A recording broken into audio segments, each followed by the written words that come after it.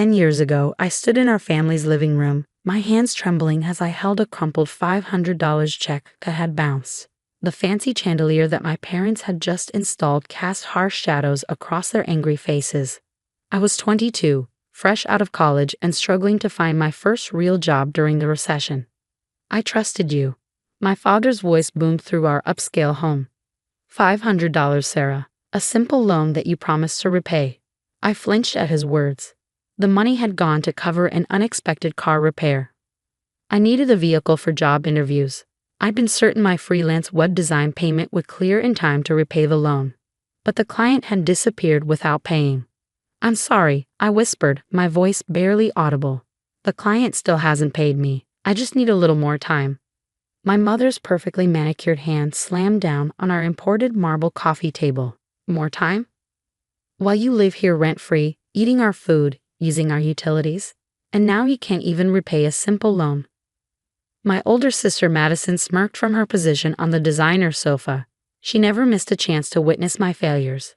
"This is why I told you not to help her," she said smugly. "Sarah's never been good with money. Remember how she chose that worthless computer science degree instead of joining the family investment firm?" I bit my lip, fighting back tears.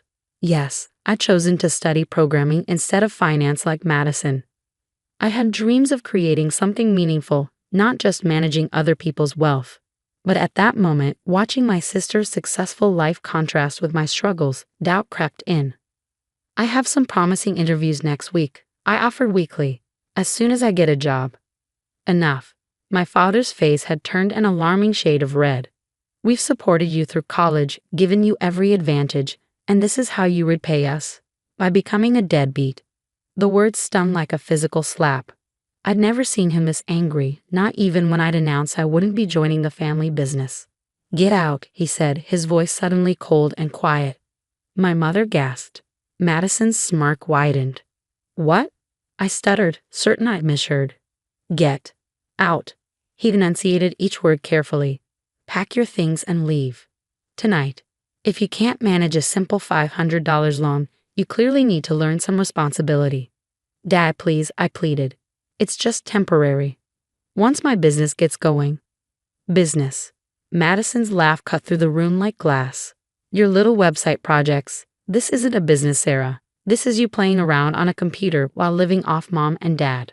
My mother stood up, rushing invisible lint from her designer dress. "Your sister is right. Madison joined the firm right after college. She's already managing major client portfolios. Meanwhile, you're chasing pipe dreams and failing to pay your debts." I looked around the room, at my father's unmovable expression, my mother's disappointment, Madison's satisfaction, and something inside me hardened. Years of being compared to my successful sister, of having my choices questioned, of being the family disappointment. It all crystallized in that moment. "Fine," I said, my voice steadier than I felt. "I'll leave."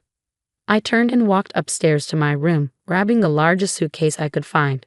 As I packed my clothes and personal belongings, I could hear Madison downstairs. "It's about time," she was saying. "She needs to learn that money doesn't grow on trees. Not all of us can be successful like me." I shoved my laptop, my most valuable possession, into my backpack along with all my programming books and hard drives. They might not see value in my skills, but I knew technology was the future. My mother appeared in the doorway as I was zipping up the suitcase. "Sarah," she sighed, "this is for your own good. You need to learn financial responsibility." I straightened up, meeting her eyes.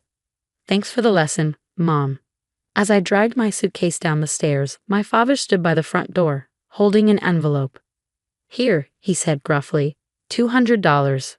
Find yourself a room somewhere until you sort yourself out, and don't come back until you've learned the value of money." I stared at the envelope but didn't take it. Something in me had shifted. If they wanted me gone, I'd leave with nothing from them. "Keep it," I said quietly. "I'll manage on my own." Madison snorted. "Good luck with that. Try not to end up homeless with your worthless computer skills." I walked out into the cool evening air, my entire life packed into one suitcase and a backpack. My ancient Honda Civic, the source of all this trouble, sat in the driveway. At least it was running now, even if the repair had cost me everything. As I drove away from the only home I'd ever known, tears finally spilled down my cheeks. But they weren't tears of sadness. They were tears of determination. My family thought they were teaching me a lesson about money, but they were actually giving me something far more valuable: freedom. I had $237 in my bank account, a working laptop, and a brain full of coding knowledge that my family thought was worthless. It would have to be enough. That night, I slept in my car in a Walmart parking lot, using my laptop to apply for every programming job I could find. But I didn't just send resumes, I started coding. If no one would hire me, I'd build something myself. By morning, I had the basic framework for a revolutionary financial software platform, one that would help small businesses manage their cash flow and avoid exactly the kind of situation that had destroyed my relationship with my family. I didn't know it then, but that first night of homelessness was actually the first night of my empire. The next 10 years would transform me from the family failure into someone they desperately wished they hadn't thrown away over $500. The irony? That bounce check would turn out to be the best thing that ever happened to me. Because sometimes hitting rock bottom is exactly what you need to start building a mountain. As I curled up in my car that first night, Madison was probably sleeping in her luxury apartment, secure in her success at our family's firm. She had no idea that in 10 years, she'd be the one desperately needing my help. Except she wouldn't recognize me as the billionaire she was begging to save their company. Little did any of them know, being kicked out wasn't the end of my story. It was just the beginning. And when they finally realized who I'd become, that $500 would seem like pocket change compared to what they lost by throwing me away. 10 years later, I stood at the window of my penthouse office, staring down at the city below. The financial software platform I'd started coding that first night in my car had evolved into Cashflow Technologies, one of the most successful fintech companies in the world. My assistant's voice came through the intercom. "Ms. Walker, the meeting with Kingston Investment Group is in 10 minutes. Their entire board is here." I smiled faintly. Kingston Investment Group, my family's company, though they had no idea I was connected to Cashflow Technologies. The press called me the ghost CEO because I never appeared in public, never allowed my photo to be taken. The world knew Sarah Chen, the mysterious founder of Cashflow, only has a signature on documents and a voice in virtual meetings. "Send them to the main conference room," I replied. "I'll be there shortly." I checked my reflection in the window. Gone was the desperate 22-year-old who'd slept in her car. In her place stood a woman in a tailored suit, radiating quiet confidence. The last decade had transformed me in ways my family couldn't imagine. The first 2 years after being kicked out had been brutal. I'd worked as a barista during the day, coding my software at night in a tiny studio apartment I could barely afford. But slowly things had started changing. A small tech incubator had noticed my prototype. Then came the seed funding, the first major clients, the viral growth as small businesses discovered my platform. By year 5, Cashflow Technologies was revolutionizing financial software. By year 8, we were worth billions. And now, in a delicious twist of irony, my family's company was on the brink of collapse, desperately seeking investment from the very person they'd once thrown away over $500. I walked into the conference room, noting how the Kingston board members sat up straighter. My father occupied the center seat, looking older than I remembered. Madison sat beside him, her designer outfit not quite hiding her obvious anxiety. My mother perched nearby, clutching her premium leather portfolio like a shield. None of them recognized me. 10 years, a different last name, and success had changed me beyond their ability to see their failure daughter. "Good morning," I said calmly, taking my seat at the head of the table. "Let's discuss Kingston's situation." My father cleared his throat. "Ms. Walker, we appreciate you taking this meeting. As I'm sure you know, Kingston Investment Group has been a respected name in finance for 30 years. And now you're hemorrhaging clients, bleeding money, and 3 months away from complete collapse," I interrupted smoothly. "Your recent attempts to compete with modern fintech platforms have failed spectacularly. You're here because you need a miracle." Madison flinched. She'd been in charge of Kingston's modernization efforts, all of which have failed miserably against Cashflow's superior technology. "We prefer to think of it as an opportunity for strategic partnership," my father attempted. I opened the folder in front of me. "Let's be honest, Mr. Kingston, you need Cashflow Technologies to save you. The question is, why should we?" My mother leaned forward. "Our client relationships, our history, our reputation. are worth nothing if you can't keep up with modern financial technology, I completed. Your company is dying because you refuse to adapt. You chose to cling to outdated methods while the world changed around you. Madison's face flushed. Our methods worked perfectly well for decades. Just because some upstart tech company generated more revenue last quarter than Kingston has in its entire history, I raised an eyebrow. Tell me, Miss Kingston, how is that philosophy of refusing to change working out? She fell silent, her expression reminding me of the smirk she wore the night they kicked me out. I stood up, walking to the window. 10 years ago, Kingston turned down an opportunity to invest in cash flow technologies. Your exact words were worthless computer projects, if I recall correctly. My father frowned. I don't remember.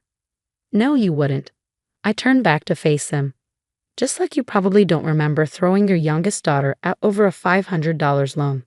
The room went completely still. My mother's portfolio slipped from her fingers, hitting the floor with a thud that echoed in the silence. Sarah? Madison whispered, her face draining of color. I smiled coldly. Hello, family. Surprised to see what worthless computer skills can accomplish. My father half rose from his chair, then sank back down. But, you're Sarah Walker, the ghost CEO. Amazing what a person can achieve when they're not being constantly compared to their successful sister, I said, returning to my seat. Now, about Kingston's future. Sarah, honey, my mother started, her voice sugary sweet. If we'd known, family should stick together. Family? I laughed. You threw me away over $500. Now you want my help when you need billions? Madison found her voice. That was different. We were trying to teach you responsibility. And I leave finance for third it, along with some other valuable lessons about who to trust. I opened another folder. Cash Flow Technologies will be acquiring Kingston Investment Group. Your clients will be transitioned to our platform. Most of your employees will be retained. Acquiring? My father's voice cracked. But we're not for sale. Check your shareholders' agreement, I said quietly. Cash Flow has been buying Kingston shares through subsidiary companies for the past year. As of this morning, we own 51% of your company. The blood drained from his face as he realized the truth. His company, his legacy, now belonged to the daughter he'd thrown away. You can't do this, Madison protested weakly. I already have. I stood up. The press release goes out in an hour. Oh, and Madison, about that corner office you're so proud of, I'll need it cleared out by Friday. My mother burst into tears, perfectly timed as always. Sarah, please, we're your family. No, I corrected her. You stopped being my family the night you chose $500 over your daughter. I'm just the CEO making a business decision. After they left, I returned to my window, watching their expensive cars pull away from the building that bore my company's name. My assistant appeared with a glass of champagne. Congratulations on the acquisition, he said. Though I suspect this was about more than just business.